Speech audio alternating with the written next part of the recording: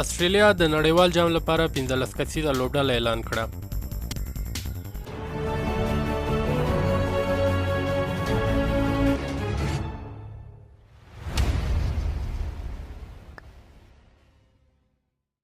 سلام، وخت مو په خیر. د کرکټ دربار درنو لیدونکو، استرالیا د ICC نړیوال جام لپاره 15 کسیزه لوبډله اعلان کړه. په لوبډله کې سټیو سمیت او ډیوډ وارنر هم شامل دي.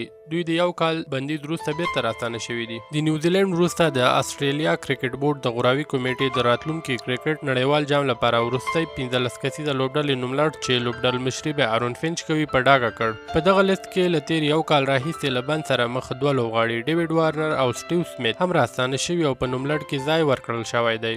دوی په لوبډله کې 2 سوکه توپ اچوونکي نیتن لاین او آدم زمپا، 15 چټک توپ اچوونکي میچل سټارک، نیتن کورټینایل، ریچارډسن، پیټ کمینز، جیسن بینډروف او 2 تکړه آلراونډران ګلین میکسویل او مارک سټوینز شامل کړي دي. د استرالیا 15 کسیزې لوبډلې نوملړ: آرون فینچ لوبډل مشر، سټیو سمیت، ډیوډ وارنر، الیکس کیری وکټ کیپر، شان مارش، عثمان خواجه، ګلین میکسویل، مارک سټوینز، نیتن کورټینایل، آدم زمپا، نیتن لاین، جای ریچارډ میچل سټارک، پیټ کمینز او جیسن بینډروف دي.